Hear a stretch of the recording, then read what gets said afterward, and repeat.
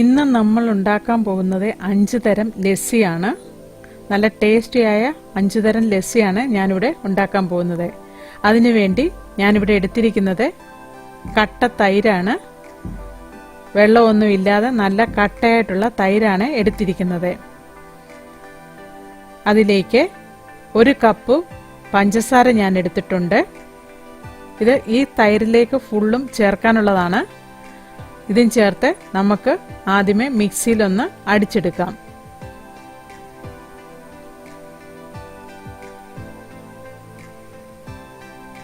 അതിനുവേണ്ടി ഞാൻ മിക്സിയുടെ ജാറിലേക്ക് പഞ്ചസാരയും തൈരും ചേർത്ത് കൊടുക്കുകയാണ്. അതൊന്ന് നമുക്ക് ആദ്യമേ അടിച്ചെടുക്കണം.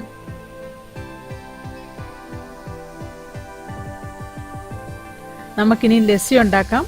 ആദ്യമേ ഞാൻ കിവിയാണ് ലസ്സിക്കായിട്ട് എടുക്കുന്നത്. കിവി കൊണ്ടുള്ള ലസ്സിയാണ് ഉണ്ടാക്കാൻ പോകുന്നത്.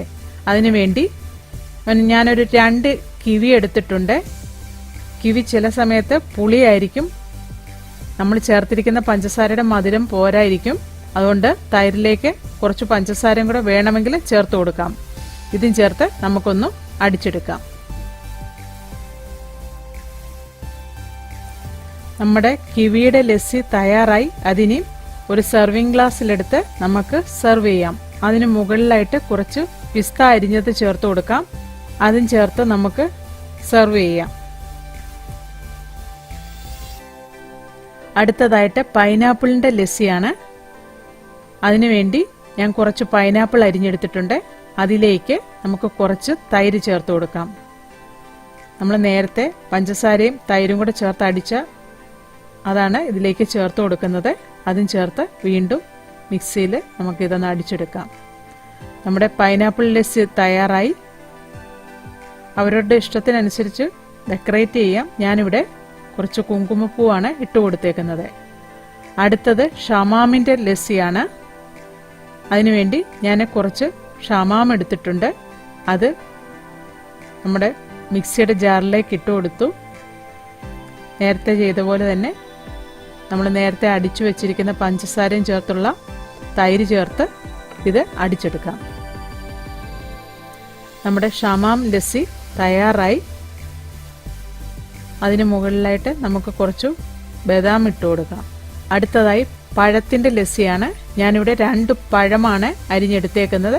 അതിലേക്ക് തൈരും ചേർത്ത് നമുക്കിതൊന്ന് മിക്സിയുടെ ജാറിലിട്ട് അടിച്ചെടുക്കാം. നമ്മുടെ പഴത്തിൻ്റെ ലസ്സി തയ്യാറായി. അതിന് മുകളിലായിട്ട് കുറച്ച് ബൂസ്റ്റ് ഇട്ട് കൊടുക്കാം. ബൂസ്റ്റ് ഇട്ട് ഡെക്കറേറ്റ് ചെയ്ത് നമുക്ക് ഉപയോഗിക്കാം. അടുത്തത് മുസമ്പിയാണ് എടുത്തേക്കുന്നത്. ഇത് നമുക്ക് ജ്യൂസ് പിഴിഞ്ഞെടുക്കണം. കുരുവില്ലാതെ ജ്യൂസ് പിഴിഞ്ഞ് എടുത്ത് അതും തൈര് പഞ്ചസാര ഇട്ടതും കൂടെ ചേർത്ത് അത് നമുക്കൊന്ന് മിക്സിയിൽ അടിച്ചെടുക്കാം.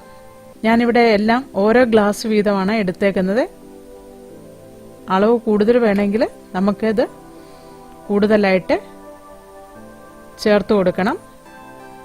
ഞാൻ ഒരു മുസമ്പിയുടെ ജ്യൂസ് എടുത്തിട്ടാണ് ഇതെടുത്തേക്കുന്നത്.